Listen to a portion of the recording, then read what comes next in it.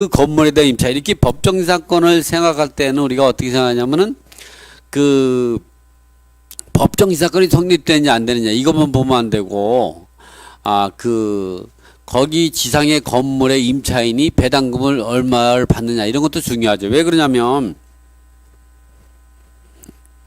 왜 그렇게 생각하냐면 자꾸 이제 화면을 켜놓고 하면 이 글자가 자꾸 날라오니까 왜 그러냐면은 종당은 내가 땅을 지상에 법정사 성립 여지가 있는 건물을 있는 땅을 낙찰받을 때 이 지상에 있는 건물이 법정사건이 성립되든 안 되든 제일 중요한 거는 땅을 사가지고 내가 나중에 건물을 내 거를 만들면 돈이 되느냐 안 되느냐 이게 중요하지. 그 지상에 있는 건물이 법정사건 성립된다고 그래서 30년 동안 이 토지 사용료를 내고 버틸 사람이 몇 명이나 되겠냐 이게. 그리고 딱 계산해 보면 이 건물에 있는 사람은 죽었다 깨어나도 토지 사용료 못 준다는 게 거의 답이 나오죠. 그런 건물이라고 하면 이제 우리가 지상의 건물이 법정에 성립돼도 낙찰받아도 되는 거죠. 문제는 뭐냐면 나중에 지상에 있는 건물이 경매가 들어간다고 했을 때 그 지상에 있는 건물에서 선순위 임차인이 대항력이 있어서 선순위 임차인들이 대항력이 있어서 토지를 낙찰받을 때 인수금액이 높아진다 그러면 토지는 싸게 샀지만 건물을 또 비싸게 사면 이 상세가 되는 거죠. 여러분 상세되는 게 좋은 거 아니에요? 땅은 싸게 산 것만큼은 이익을 보고 건물도 싸게 사야 되는데 땅은 싸게 산 만큼 건물을 비싸게 사면 그거 도루묵이야 도루묵.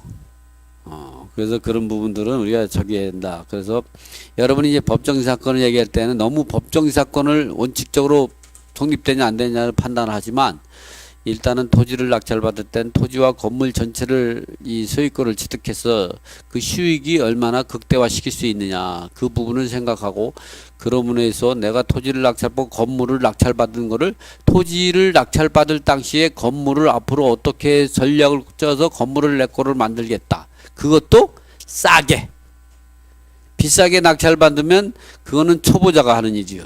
그건 누구나 다 할 수 있겠죠. 싸게. 근데 토지가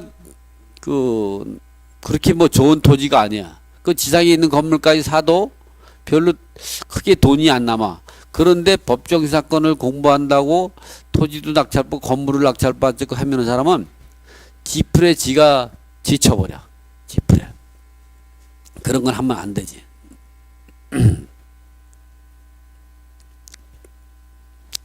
이번 시간에는 뭐냐. 14강으로 해서 단독 건물이 법정 사건이 성립되지 않는 사례와 그 건물의 임차인에게 배당하는 방법이죠. 우리가 주택임대차법에서 토지와 건물이 동일 소유자면 그 건물에 있는 임차인은 건물을 사용 수익할 목적이기 때문에 대항력을 행사할 수 있는 거죠. 그리고 건물이 매각이 되면 이제 그 건물 매각되면서 우선 변제권, 즉 최우선 변제 그리고 확정일자 우선 변제를 주장할 수 있는 거고 그리고 땅에 대해서는 땅이 경매가 들어간다 그러면 땅에 대해서는 우선 변제권만 행사할 수 있지 대항력을 행사하는 거는 건물에서 그래서 토지와 건물이 분리해서 매각이 된다. 이랬을 때 이 땅만 먼저 경매가 들어간다 그러면 여기 임차인들은 배당 요구할 수 있어요.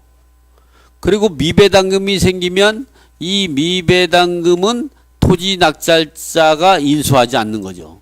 그리고 건물 소유자가 독박 쓰는 거지. 독박이 아니라 원래대로 책임져야 되는 거예요. 건물 사용수익이기 때문에 원래대로 따지면 임차인은 건물을 사용수익하는 사람이기 때문에 건물에 대해서만 우선 변제권을 주장해야 되는데 주택임대차법에서 토지와 건물 소유자가 같을 때는 주택을 토지와 건물 전체를 하나로 보고 배당 요구해서 우선 변제권을 주게 되는 거죠. 그렇다고도 대항력은 건물만 가지고 있기 때문에 내가 땅을 낙찰받을 때는 건물의 선순위 임차인들은 인수하지 않아요. 그런데 나중에 내가 건물을 내가 내 거로 만들 때 건물 소유자가 내가 될 때에는 건물 임차인이 선순위 임차인이라든가 미배당 같은 경우는 내가 다 인수해야 돼. 그렇지 않으면 그 건물을 철거를 해야 되는데 그 임차인들이 돈을 못 받고 나가는 상태에서 철거하려면 용산 사태처럼 사람이 사고가 많이 발생하게 되는 거죠. 그래서 그런 부분까지 우리 생각하고 전략적인 사고를 갖고 실전 투자에 임해야 된다 말이죠. 어쨌든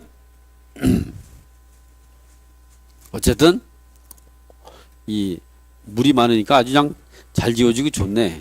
응? 이렇게 금방 마르니까 그래도 자 이번에는 이렇게 우리가 법정인 사건을 얘기할 때에 토지와 건물 소유자가 동일이 내야 된다. 근데 여기 보면 요때쯤 보면 토지와 건물 소유자가 동일이죠. 응? 그런데 여기 동일이지만 이 근저당은 언제 설정됐냐? 나대지 상태 설정돼서 계속 온 거예요, 이게. 그러니까 이 나대지 상태에 설정이 된 경우에 근저당권자에게 이 설정이 되고 나서 그 이후에 건물이 지어가지고 동일 소유자로 이유로 해서 법정 사건을 인정한다면 이 근저당권은 아무 생각 없이 내가 빈 땅이야. 그러니까 그 빈 땅에 뭐 건물이 없었으니까 나중에 건물 지어져 가지고 법정 이사가 성립될 거라는 생각을 할 수가 없었던 거죠. 그래서 우리가 민법 366조에는 그런 규정이 나와 있는 거죠. 토지와 건물 동일해야 되고 저당권 설정자가 건물이 존재해야 된다. 그런 얘기는 왜 하냐? 건물이 없을 때에는 근저당권자가 건물이 없음으로 해서 법정이사가 성립될 걸 까마득하게 알 수가 없었던 거예요. 그래서 근저당권자한테 예측하지 못한 손실을 보지 않게끔 하는 거죠. 보지 않게 하지 않도록 설명을 해주는 거예요. 그러니까 이런 경우는 이 근저당권자가 예측하지 못한 손실을 보지 않게 하기 위해서 이러한 경우는 법정사건 인정 안 해. 또 인정 안 하는 게 또 있어요. 항상 우리가 법정사건을 공부할 때 두 가지 생각해야 되죠. 법정사건이 성립되지 않느냐, 그 지상의 건물에 임차인들이 배당을 받을 수 있느냐 없느냐. 임차인이 배당을 받을 수 있는 거는 최우선 변제 확정일자 두 가지밖에 없다. 이럴 때 이렇게 나대지 상태에 설 때 건물이 없을 때 근저당권자가 설정 당시에는 최우선 변제권을 공제했을까요 안 했을까요? 대출을 할 때 안 했죠? 여러분들은 참 좋겠어요. 그 대답도 작게 하니까 힘도 듣게 들죠? 나는 이걸 대답을 하는 또 방송이다 보니까 또 이 목소리가 안 나가면 또 방송을 인터넷에서 듣는 분들이 얼마나 또 답답하게 생각했어요.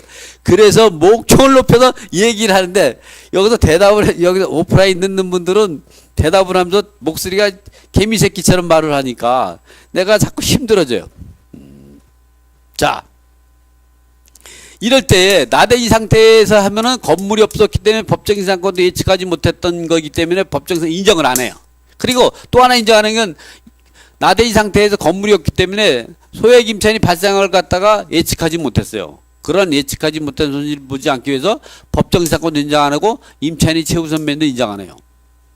그래서 이렇게 나중에 토지만 경매에 놓다. 그 토지만 매각되면은 여기 지상에 있는 건물은 확정일자 갖고 우선 변제권을 갖고 토지 저당권자가 먼저 배당을 받고 나가지고 후순위로 확정일자 갖고 땅에다가 배당 요구를 하고 미배당금 생기면 건물 소유자에게 청구하는 거다. 건물 소유자에게. 근데 여러분이 여기 하나만 제가 재미난 얘기 해줄까요? 그리고 놀라운 얘기를 하나 해줄게요. 이거는 공부를 많이 한 사람만 아는 거예요. 이게 근저당권자가 경매를 넣어가지고 이게 소멸된 거잖아요. 근데 근저당이 아니고 이게 일반 매매로 이 땅만 다른 사람 넘어갔다. 그러면요, 이 건물에 있는 임차인들은 땅 소유자에게 그 확정일자를 설정한 거랑 똑같아요. 그래서 이 근저당이 있는 거를 토지 소유자가 인수한 거나 마찬가지야. 그러니까 토지를 산 사람하고 건물 소유자가 연대해서 임차 보증을 반환할 의무가 있는 거지. 그러니까 땅에 근저당이 설정이 되고 건물에 근저당이 설정이 되고 확정일자가 똑같은 거예요. 그런 근저당이 설정이 된 걸 땅만 사가면 공동저당권자는 땅에 대해 청구할 수 있고 건물 청구할 수 있죠. 공동채무자잖아. 확정일자도 마찬가지예요. 일반 매매 경매로만 살 때만 그 확정일자는 소멸되는 거지. 경매로만.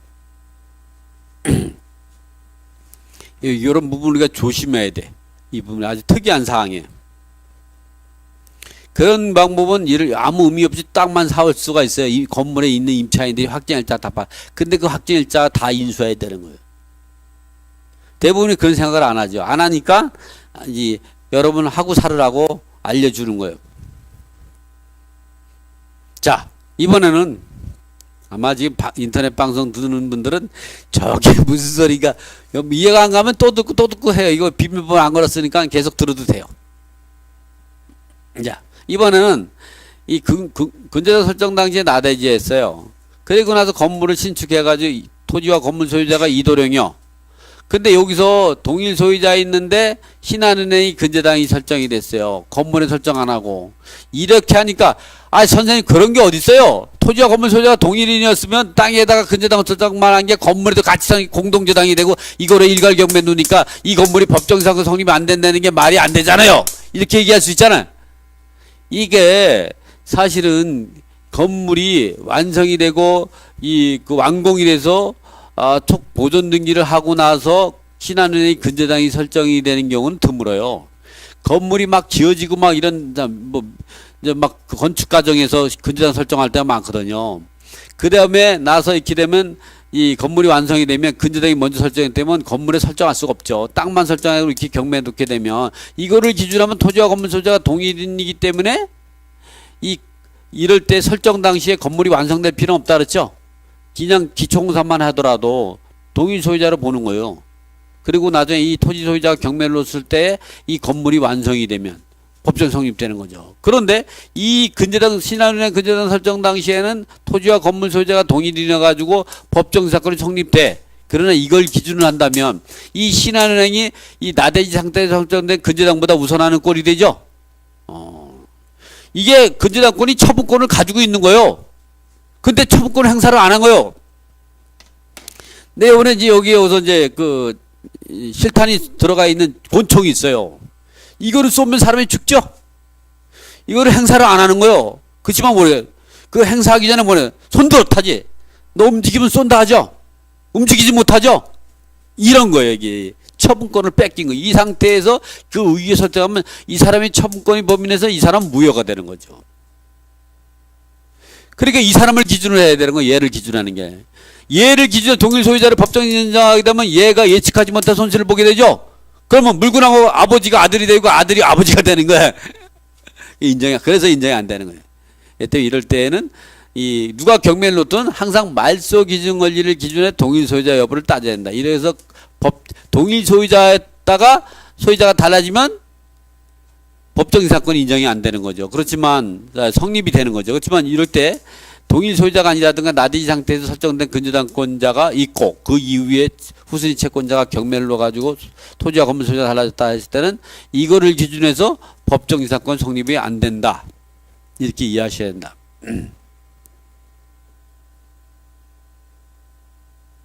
이런 경우는 여기 지상에 있는 소액 임차인이라고 해도 나대지 설정된 근저당권자가 예측할 수 있었던 소액 임차 보증금이라고 하더라도, 즉 근저당권자가 2005년도에 설정이 됐다면 이 규정을 하면 여기에 건물에 있는 임차인이 4천만 원 이하면은 1600 최우선 면제를 받을 수가 있잖아요. 이게 안 된다는 거예요. 이 사람이 예측하지 못한 손실을 보지 않게 하기 위해서 소액 임차를 인정하지 않는다는 게 대법원 판례의 입장이죠. 입장. 항상 우리가 법정 사건을 논할 때에는 두 가지를 크게 세 가지를 생각해야 된다. 첫 번째, 근저당 설정 당시에 동일 소유자로 해서 법정 사건 성립 여부가 있는지, 그게 성립이 안 되더라도 그 이전에 30년 사이에 성립돼서 넘어올 수가 있어요. 그러면 새로운 토지 건물 소유자는 그 승계 취득한 사람이라 기 때문에 이 철거를 못하. 두 번째는 토지와 근저당 설정 당시에 토지와 건물 소유자가 다르더라도 토지 임대차 계약에 의해서 건물을 신축하고 보존 등기하고 나서 토지의 근저당을 설정 당시에는 차지권의 대항력이 성립되기 때문에 그것도 만만치 않은 거예요. 그러면 건물 철거권을 갖지 못해요. 그래서 항상 우리가 이 법정 사건이 근저당 설정이 안 돼도 그 이전에 성립된가를 보고 또 민법 622조에는 차지권에 대한 얘기 성립되는지를 한번 봐야 된다. 차지권에 대한 얘기에 대한 설명은 좀 하다 보면 나와요. 나대지 상태 설정은 성립이 안 돼. 이걸 왜 성립이 안 되냐? 근저당권자가 예측하지 못한 손실을 보지 않게 하기 위해서 근저당권을 보호하기 위해서 한 거예요.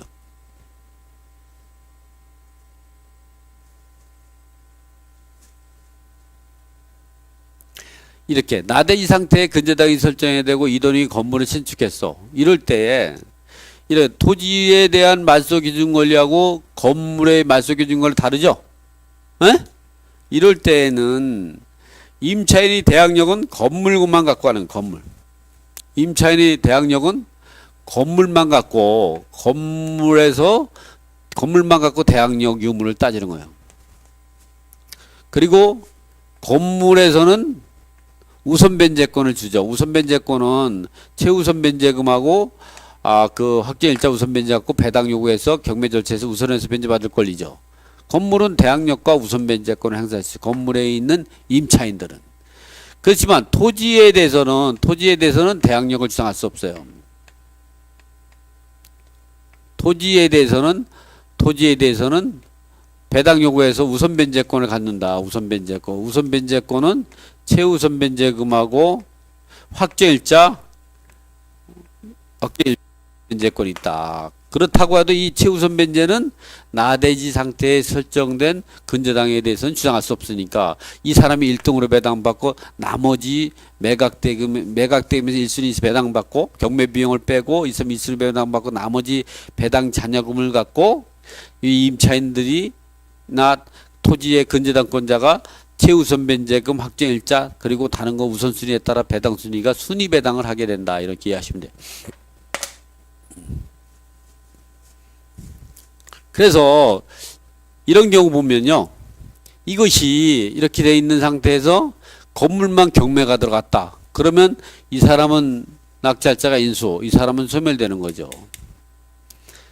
또 그래서 이게 이렇게 나대지 상태에 근저당이 설정이 돼 있고 여러분이 법정이사건을 생각할 때 어떻게 생각하면 이것이 법정이사건이 성립되느냐 안 되느냐 이것만 생각하면 안 돼요. 어떻게 냐 이 법정이사건을 잘만 이용하면 여러분이 실전에서 돈을 버는데 아주 재미있게 이 돈을 버는 거 있잖아요. 돈을 번다는 거는 그냥 뭐 힘으로 벌 수도 있는 게 또 아니고 돈이 많다고 돈을 많이 벌 수 있는 거. 돈이 많아도 3년을 안 가죠. 상속을 많이 받아도 그거 얼마 못 가. 왜냐면 사기꾼이 득실득실해서 하잖아. 사기꾼이랑 곰팡이가 달라붙어가지고 다 나가죠. 그래 여러분이 이랬을 때는 이 돈을 벌려면 여러분은 즐기면서 벌어야 돼요. 즐기면서. 그러니까 이런 방법 같은 경우는 내가 건물 소유자가 될 수도 있고 땅 소유자가 될 수도 있고 그래요. 그에 따라서 건물 소유자인데 법정이사가 성립될 수도 있고 안 될 수도 있고 안 되면 철거다. 철거 안 당할 수도 있는 거예요. 철거. 이 건물 소유자가 또 땅을 매도 청구할 수도 있고 그래요. 별 사례가 많아. 그러면 여러분이 법원에 가가지고 이거 묻자고 얘기하는 거니까 죽자고 다들 달려들지 마세요. 특히 인터넷으로 드시는 분들 여기 있는 분들은 오프라인인 사람들은 내 사정권에 있어가지고 함부로 못하지만 방송을 듣는 사람은 사정권 바뀌죠. 그래서 방송을 듣는 사람은 이 카메라만 딱 바꾸면 돼요. 막으면 사정권에서 못 들어오지. 안 보이니까. 그래서 이렇게 이 건물에 있는 임차인들 같은 경우는 요 건물의 말소기준 권리를 갖추고 이 사람은 인수, 이 사람은 소멸이다. 그런데 이렇게 토지와 건물이 있는데 건물만 경매가 들어간 거야. 그러면 이게 이 법정사건이 성립되죠. 이 나대지 상태에서 설정된 근저당이 있는데도 불구하고 건물만 경매에 들어갔어. 그러면 이 건물의 근저당 설정 당시를 기준으로 하면 토지와 건물 소유자가 동일이죠. 그러니까 법정사건이 성립이 되는 거예요.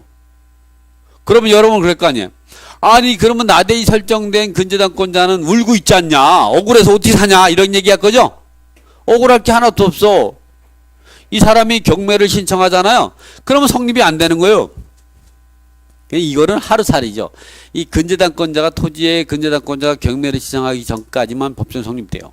근데 이렇게 법정이사기 성립되고 나서 그러면 이 토지 저당권자가 경매를 신청하면 성립이 안 되는데 이 건물을 왜 낙찰받느냐? 이해가 안 가죠? 이거를 낙찰받고 나서 토지를 이 대의변제하면 돼. 근저당을. 아니면 이 근저당을 내가 양도받아도 되는 거죠? NPL로. 또는 대의변제. 이렇게 하면은 이 건물은 영원히 법정이상 성립돼요. 그러면, 그렇기 때문에 이렇게 법정 대의할 수 있는, 이렇게 이해관계에 있는 같은 경우는 대의변제, 채무자 승낙 없이도 대의변제 할 수 이럴 때 근저당을 갖다 이전을 받고 나면 내가 건물도 싸게 사고, 건물. 어차피 법정이상 성립 안 되는 건물이니까 싸게 살 수가 있죠? 임차인만 인수하지 않는다면 싸게 사. 그리고 나서 땅을, 이 근저당권을 내가 매입해가지고 내가 이 토지를 경매 놓게 신청을 해가지고 내가 낙찰받다든가 아니면 이걸 소멸시키고 이 저당권 대신에 이 토지 소유자하고 합의해가지고 이 저당권 금액만큼은 돈을 받고 나머지 돈만 지급하고 청산하는 거죠. 예를 들어서 이 토지가가 1억 5천이야. 이 근저당이 1억이야. 그러면 5천만 원만 주고 소유권을 가져오면 되는 거죠. 이렇게 해서 가져와가지고 이 하면요 돈을 많이 벌어요. 이게 여러분이 돈을 벌다고 할 때는 이렇게 강한 방법으로 하는 게 아니에요. 부드럽고도 자연스럽고. 그러니까 여러분이 볼 때 보면은 어떻게 이 머리로 하는 거죠. 이 목소리로 하는 게 아니에요. 행동으로 하는 게 아니에요. 그래서 여러분이 이렇게 해가지고 볼 때는 그 부분 이렇게 슬기롭게 지혜가 필요한 거예요. 이 특수물건을 할 때는. 특수물건을 할 때는 힘으로 하는 게 아니에요. 그리고 어떤 지식을 외워서 하는 게 아니야. 이해하고 그 원리를 알아가지고 그 원리를 안다고 해서 그 원리를 아는 걸 모두 거기다 사용하는 게 아니에요. 어떻게 하냐. 이 아는 만큼 상대방한테 협상력이 높아지는 거죠. 상대방을 압박할 수가 있죠.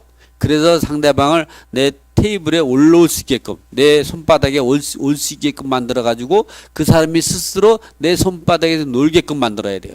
그렇게 하면 상대방이 뭐 하죠. 그러나 내가 상대방한테 약한 모습을 보인다든가 상대방이 나를 깔본다든가 그러면 그게 협상력이 높아지겠어요?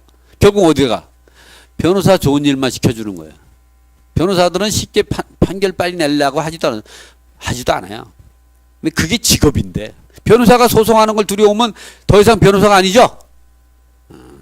근데 자기 소송은 두려워해요. 증이 자기 머리를 못 갖거든. 여러분은 변호사도 아닌데 소송을 즐기면 안 되는 거예요. 그래서 여러분이 잘 알을 게 어디 가면은 이 동아리, 경매 동아리나 이런 데 가서 그런 얘기를 많이 들을 거예요. 자꾸 글자가 날라오니까 제가 여러분 많이 듣고 그래가지고 왜냐면 자기는 소송을 많이 했다는 사람은 실력이 없는 사람이에요. 실력이 있는 사람은 그 소송을 많이 하지 않아요. 소송을 하더라도 압박용 소송만 하죠. 소송을 뭐 20개, 30개 하는 사람들은 그거 해다가 어떻게 돈을 벌어요? 그 중에 하나, 두 개는 돈을 벌을지 모르지만 대부분이 절반은 손해보는 거예요. 소송이 어떻게 자기에 유리하게 되겠어요? 아무리 뛰어난 사람이라도. 재판은 해봐야 되는 거예요. 건물이 법정 사건이 없으면 무조건 철거를 해준다? 누가 그래? 판사 마음이야. 건물 소유자가 땅 사겠다 그러면 그럼 땅 이제 이 사람한테 팔으세요. 이렇게 판결 내릴 수도 있어. 그 법원에 소송하러 갈 때는 옷을 허름하게 걸고 좀 눈물도 흘리고 막 이러면 판사가 진짜예요? 애기도 없고 가고 막 울고 그러면 이제 판사가 편 들어줘. 근데 그거를 왜 저 사람 편 드느냐 막 해봐야 그게 맥힐 것 같아요? 그 2심에서 이길 수 있을 것 같아요? 1심에서 패소하면 90%는 못 이겨요. 2심에서. 그냥 10%도 이기기 10%도 안 돼. 1심에서 패소해가지고 2심에서 이길 확률은 10%도 안 되는 거예요. 그래서 1심에서 잘해야 되는 거예요. 10%에 해당되려면 나 같은 사람이나 돼요. 여러분 같은 경우는 죽었다 깨는데 왜? 여러분은 공부를 안 하잖아. 이게 웃자고 얘기했는데 한 사람도 안 웃네 진짜.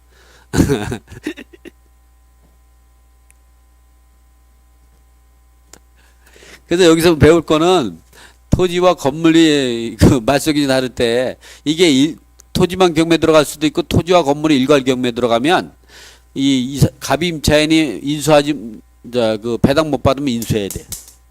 그렇지만 이 사람은 인수 안 해도 돼. 이 토지에 있는 말속이진 권리 갖고 이 사람의 대항력 유무를 따지는 게 아니다.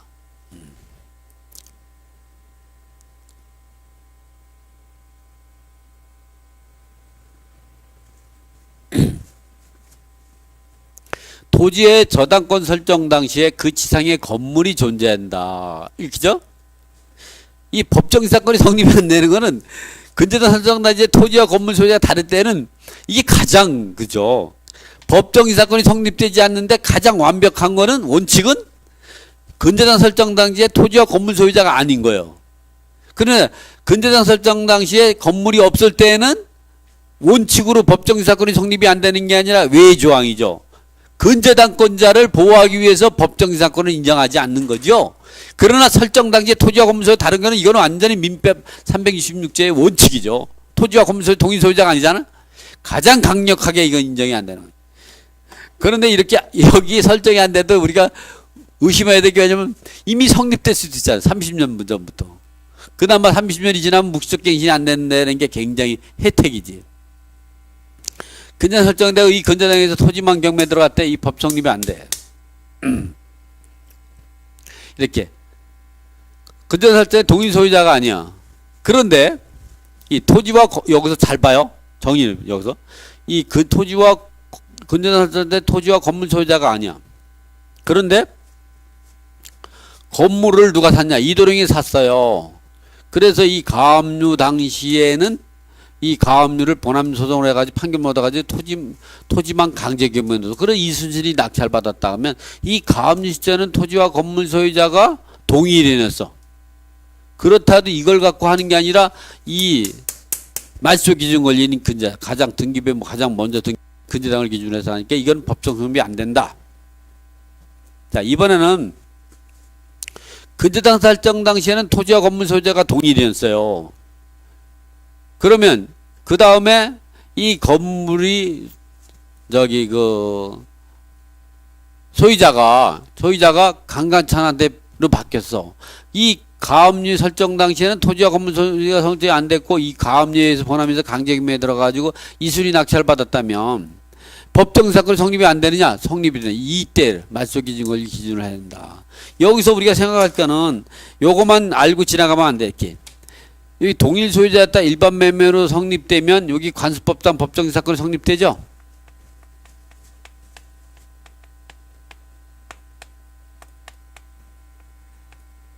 그래요? 안 그래요? 성립돼? 안 돼? 대답 안 하면 이제 분필 날아가는 거 이제 대답 안 하면 분필 날아가. 성립되죠?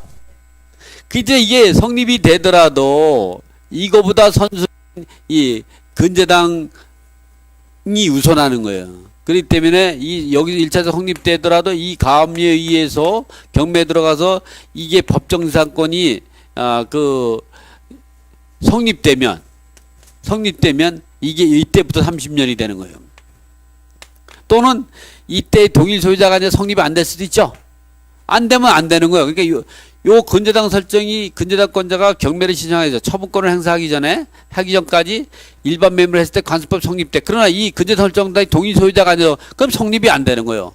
똑같은 법리로 이 설정 당시에 동일 소유자가 성립돼요. 그래 법정 성립되는데 그 일반 매매를 이때 1차적으로 관습법 성립돼도 2차적으로 이게 성립되는 거예요. 이건 무효가 되는 거죠. 이때부터 성립되는 거예요. 이때 잘 봐요. 이때 성립이 됐잖아요. 그런데 이 땅만 경매 들어가든가 이 토지에만 설정된 근저당권자에 의해서 경매에 들어가가지고 법정사건 성립되면 이게 법정 성립이 안 되는 거죠. 같은 법리로 이때 성립되는데 이때 또 성립이 되잖아요. 그러면 이게 우선하는 거예요. 이건 무효가 되고 이렇게 생각해야 돼요. 이게 우선한다 그러면 이 근저당권자보다 근저당권의 이 설정된 근저당권보다 이 소유권 이전이 우선하게 되는 거죠. 그래서 이거는 이게 어떻게 생각하냐면 성립이 안 된다고 생각해 봐봐요. 이해가 빠르죠? 꼭 성립되니까 여기도 성립되고 여기도 성립되니까 이게 우선하는 거 아니냐 이렇게 생각할 수 있지만 성립이 안 된다고 생각해 봐. 없어져 버리는 거죠? 이건 성립돼도 새로운 법정지상권이 성립되고 이 법정지상권은 이 근저당권이 우선하기 때문에 소유권 변경이 돼서 성립되는 것보다 이게 먼저 설정이 됐기 때문에 이게 우선하는 거예요. 그래서 이때 새로 법정지상권이 시작한다. 이렇게 해석을 해야 된다. 실무에서는 이렇게 법정 사건이 성립될 수 있어요. 그러나 이 성립되기 전에 먼저 설정되어 있는 그 토지 또는 건물에 설정되어 있는 이 근저당권이 경매를 신청해서 토지와 건물 소유가 달라져 가지고 새로운 법정 기사가 성립되든 아니면 법정 기사 성립이 안 되든 그게 우선하는 거다. 이러한 법리가 형성이 된다.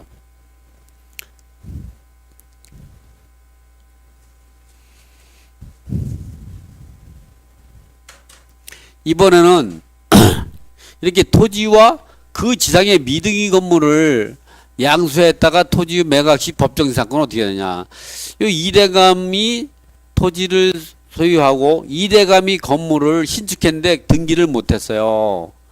미등기나 또는 무허가에 있는 상태에서 미등기나 무허가라는 용어는 틀린 거예요. 용어가 자체가 미등기나 무허가 같은 말이 아닌 거예요. 그래서 여러분 미등기나 뭐는 이제 기존 무허가 건물도 있고 신축 무허가 건물도 있어요. 기존 무허가는 건축법이 생기기 전에 지어진 거 40년 50년 이거는 합법적인 건물이에요. 불법이 아니잖아요. 건축법이 없었으니까. 근데 건축법이 생기고 나가지고 건물이 지어져서 허가받지 않고 한 걸 어떤 무허가 건물이고 그거는 신발성 무허가 건물 같은 경우는요 불법 건축물 이행강림이 부과되는 거죠. 그런데 미등기 건물 같은 경우는 이제 허가를 받았지만 등기를 안 한 거죠. 그래서 그것도 이행강제비 부과될 수도 있는 거죠. 그런 미등기나 무허가 건물을 같은 용어로 보시면 안 돼요. 어쨌든 건물에 등기가 안 된 건 똑같아요. 불법 건축물이든 합법 건축물이든 어쨌든 이런 상태에서 갑과암청이 토지와 건물을 일반 매매로 샀어. 그래 토지는 등기했죠. 당연히 등기부가 있으니까. 그러나 건물은 등기부가 없으니까 소유권을 못 가져오고 이제 이 사람이 원시득한 상태를 그대로 내비뒀어. 그리고 집을 처분할 수 있는 권리만 가져온 거죠. 이랬을 때 이 사람은 소유자로 보지 않아요. 이때 설정된 근저당권자일 때 토지와 건물 소유자를 동의를 보지 않죠. 이때 소유자는 이도령이요. 그리고 건물을 처분할 수 있는 권리는 강반천이 된 거죠. 근데 이 사람이 소유자냐? 뱀이 허물을 벗은 뱀이 있어요. 뱀은 알맹이는 쏙 빠져나갔죠? 그 껍데기를 뱀이라고 할 수 있어요? 이 사람은 집을 팔았는데 이 사람이 껍데기를 못 가져간 거야. 이 껍데기가 소유자인데 그러니 껍데기가 가져가지 못하고 이 사람이 실질적인 소유자인데 사실은 처분할 수 있는 사용수익 처분권 다 가지고 있는데 사실은 법에서 말하는 이 미등기나 무허가 건물의 소유권을 가져가려면 법 때문에 그래요. 이것 때문에 민법 제 186조 때문에 그래요. 이 조항에 의하면 미등기 건물을 소유자로 가져가려면 소유권 이전 등기하려면 반드시 등기해야 된다. 그러나 등기하지 않고 하는 사람은 이렇게 건물을 신축한 사람은 한 거다. 온취득한 거다. 또 이렇게 경매나 공매로 낙찰받으면 등기 없이도 소유권을 취득한다. 온취득 개념이죠. 또 상속을 받으면 돌아가신 분이 하늘나라로 가져가지 못하죠. 땅에 놓고 가잖아. 그럼 누구 거냐? 국가 거냐? 이러는 거예요. 그 자손들한테 상속해라. 그거 하늘나라에 가면요. 뭐냐면 이 무거운 아파트를 들고 30억짜리 아파트를 들고 이제 저승에 갔어요. 그랬더니 옥황상제님이 뭐냐면 그 무거운 걸 왜 가져왔느냐 했더니 이승에도 잘 살았으니까 저승에 가서도 잘 살라고 가져왔습니다. 그건 내려놓고 와라. 그거 다시 내려놓고 와. 그렇게 상속이야. 그래서 그게 한 찰나야. 번짝일 때. 그래 놓고 다시 놓고 와. 그럼 누구 소유냐? 국가 거냐? 사망한 사람의 재산은 전부 국가가 귀속하냐? 그러면 좋겠죠? 그럼 공산주의지. 그래서 그런 경우는 상속하면 상속 등기 없이 자동으로 소유권이 자손한테 가는 거예요. 근데 상속이 토지와 건물을 같은 지분으로 가져가게 된다. 한 사람이 토지와 건물을 가져온다. 그럴 때는 동일 소유자가 되지만 지분 비율이 다를 때는 다른 순간 사망한 순간에 상속 지분을 다르게 협의 분할을 사해서 상속했다. 그 순간 관습법상 법정이 즉시 성립되는 거죠.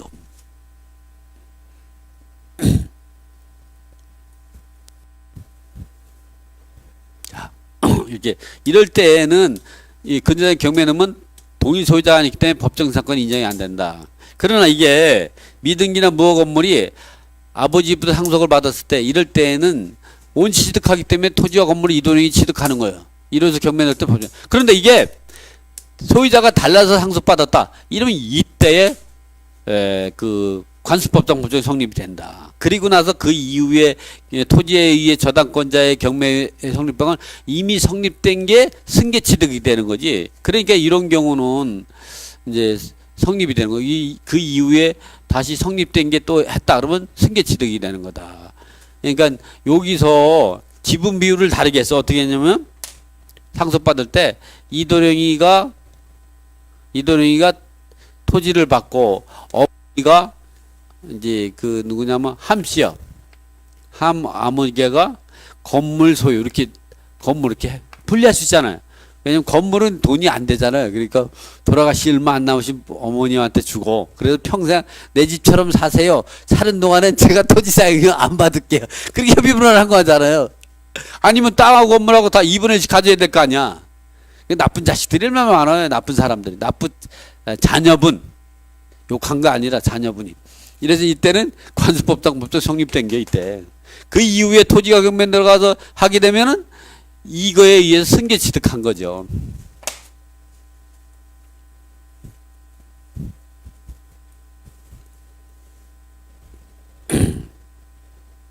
그래서 일반 매매로 이렇게 바뀌면은 동일 소유자가 아니기 때문에 성립이 안 되지만 상속인 경우는 원시 취득되기 때문에 근저당권자는 법 성립된다. 이게 민법 186조 위에 거는 민법 180 소유권 이전 등기에 소유권을 취득하는 밑에는 원시 187조에 의해서 원시 취득이 개념이기 때문에 이러한 차이가 있다는 걸 우리가 알고 있어야 한다.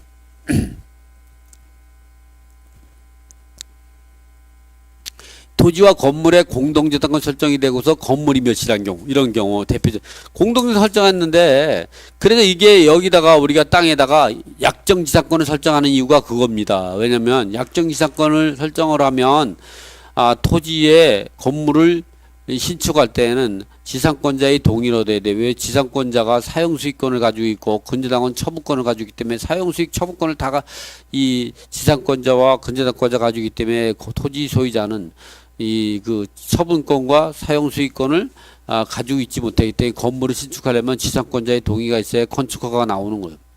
그렇기 때문에 이런 경우는 지상권을 이보다 앞에 설정할 수 있고 뒤에 설정할 수 있죠. 이럴 때는 토지만 경매에 들어가더라도 부정성으로 소멸되게 되는 거죠. 이게 이럴 때 이렇게 토지와 건물 공유동 설정을 했다가 이 지상권이 없기 때문에 건물을 멸실하고 새로운 건물을 신축해. 그럼 여기에서 지상에 건물이 없어졌기 때문에 이 옛날 건물에 설정된 근저당권은 함께 없어지는 거죠.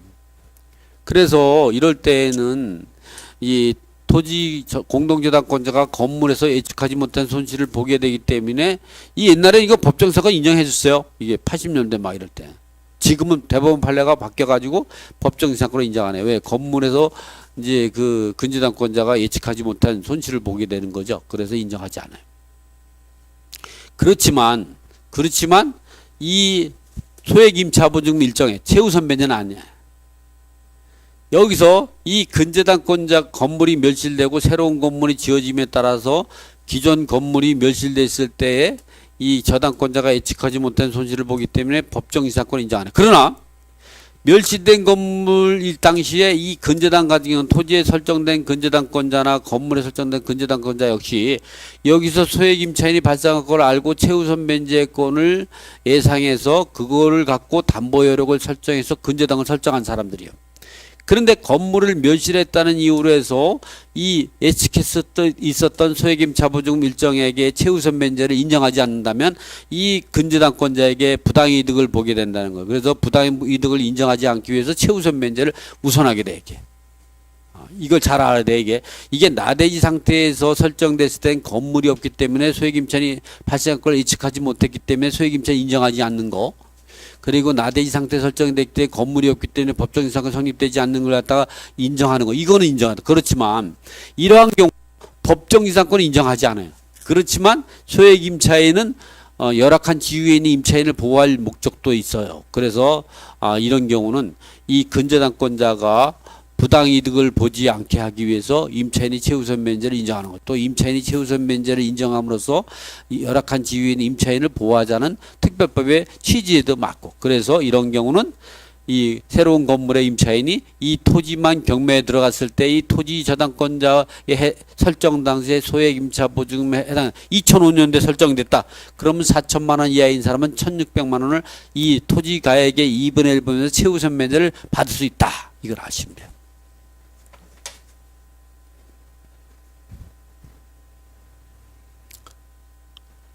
이번에는 건물매를 신축해서 이도령이 토지 건물이야 이렇게 일괄 경매 넣었을 때에는 이런 경우는 토지와 건물 소유자가 동일이니까 법정상 논할 필요 없지만 그냥 순수하게 법정사건만 얘기하면 이게 성립이 안 되는 거죠. 근데 동일 소유자니까 의미가 없는 거죠.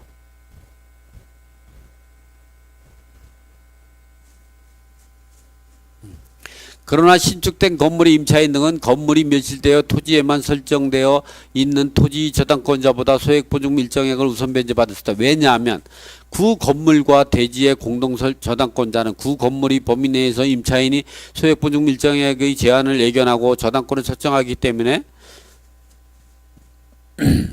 구 건물이 지금 대법원 판례 읽어드리는 거예요. 내 얘기가 아니고. 구 건물이 멸실되고 신축되었다는 이유로 임차인이 우선 변제권을 전혀 제한받지 않는다면 반대로 저당권자가 예측하지 못한 이득을 얻게 된 부당이득을 얻게 된다는 거죠. 불치기 예측하지 못했던 이익을 얻게 된다는 거죠. 있고 그 구 건물 멸실로 인해서 손해는 구 건물과 대지 소유자가 보아야 할 문제이지 신축 건물의 임차인이 소액보증 일정액을 토지 저당권자보다 우선해서 변제받을 수 있는 이러한 그 부당이득을 봐서는 안 된다. 유의할 점은 구 건물과 상당히 다른 건축물일 경우는 최우선 면제가 우선하지 못한다. 예를 들어서 3층짜리 5대인데 10층짜리 오피스텔 그럴 때는 최우선 면제를 인정하지 않아요. 그러나 이제 보면 이게 3층 5대인데 4층 5층이 됐다. 이럴 때는 소액 임차인이 우선한다고 봐야죠. 그러니까 120% 130% 정도 증가되고 또 150%까지도 소액 임차인이 우선한다고 봐야죠. 그러나 200% 300%가 소액 임차 보증금이 증가된다면 그런 건 인정하지 않는다. 이러한 것들이 대법원 판례로 인정하고 있다. 이걸 알고 있어야 돼요. 그게 단서 조항이 그거예요.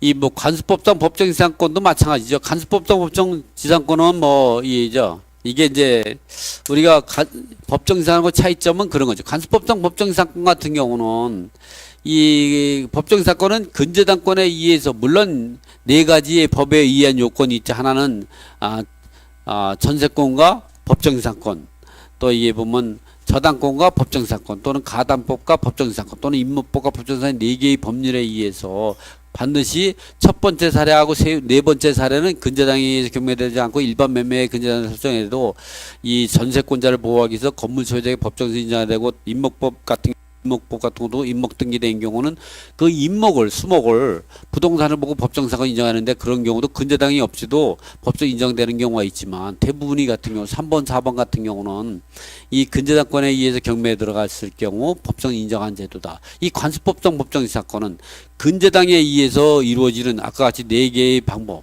사례 빼놓고 나머지는 다 이 강제 경매에 이루어졌던 또는 공매로 매각이 됐던 일반 매매든 상속이든 교환이든 또는 시효취득이든 어떤 이런 모든 거에 의해서 달라졌을 때는 관습법상 법정지사건이 성립된다. 이렇게 법정지사건과 관습법상 법정지사건은 근저당권에 의해서 경매가 들어가서 토지와 건물 소유자가 달라지고 이런 거 분리가 있지만 이런 관습법상 법정은 일반 매매에 의해서 달라지는데 이럴 때에는 토지와 건물 소유자가 동일인 건 같아요. 토지와 건물 중 어느 쪽이 일반 매매 또는 강제 경매, 공매 등으로 소유자가 달라져야 한다. 토지와 건물 중 어느 한쪽이 매매, 증여, 강제 경매 또는 공매에 의해서 달라졌을 때 이때 건물을 관습법정 법정이 인정하는 것이다. 이런 제도. 또 이 강제 경매 시결정 이전에 가압류가 있다면 그 가압류를 기준으로 하는 거지 강제 경매 기준으로 해서 동일 소유자를 보는 것이 아니다. 또 이렇게 가압류 이전에 근저당이 설정이 됐다면 이 근저당 설정 당시를 기준으로 해서 이 하는 거지, 그 가압류에 의해서 경매에 들어가 가지고 가압류에 의해서 본압류에서 강제경매에서 달라졌다 해도 그걸 갖고 하는 것이 아니라 그것보다 선순위 말소 기준. 그러니까 항상 여러분은 말소 기준 권리 기준에서 동일 소유자 여부를 판단하고, 동일 소유자면 달라졌다면 법정상권 간수법정 법정 성립되는 거고, 법정상권도 마찬가지죠. 동일 소유자 아니었다면 성립이 안 되는 거, 이렇게 판단해야 된다. 이 특히 관수법상 법정사건은 당사 사이에 건물을 철거한다는 특약이 없어야 돼요. 이 특약이 있으면 관수법상 법정사건을 사전에 포기한 거로 보는 거죠. 또 이게 등기는 성립 요건이 아니고 처분 안 하면 등기해야 된다. 관수법상 법정사건이 있는 걸 갖다가 처분하려면 이제 지상권 등기를 해야 돼요. 관수법상 법정에 의해서 지상권 등기를 해야 돼요. 법정지상권도 그렇게 해야만이 그 지상권 등기가 새로운 건물 소유자에게 이전된다. 약기 존속 기간은 똑같아요. 나머지는 다 비슷하고, 뭐 아까 같은 그런 차이지, 여러분이 이런 관수법상 법정지상권은 이 법정지상권하고 똑같다고 보시면 돼. 그러나 그게 소유자가 달라지는 것이 일반 매매로 또는 경매, 강제 경매나 공매, 그리고 또 이 상속이나 이런 교환 이런 거에 의해서 달라지는 거다. 이 법정사건은 근저당에 의해서 달라지는 거다. 이 차이에만 차이 있을 뿐이지 그 효력은 똑같아요. 그리고 약정지상권은 서로 약정에 의해서 지상권 설정 계약서를 맺고 지상권자와 지상권 설정 의무자, 토지 소유자와 그 토지 사용할 수 있는 지상권자 간의 지상권 설정 계약을 하고, 그 지상권 설정 계약에 의해서 지상권 등기를 하는 걸 약정, 그런 효력을 그러한 약정 지상권을 등기를 하지 않고도 이 어떠한 아까 같이 법률적으로 4개의 설명이 해당된 4개에 해당되는 법적 요건에 해당이 되면 당연히 법정지상권 성립된다. 이번에는 그거에 의하지 않아도 이 간수법상 법정지상권에 의해서 간수상 인정하는 것을 우리가 간수법상 법정지상권이라 한다. 14강은 요로 마치겠습니다. 또 이게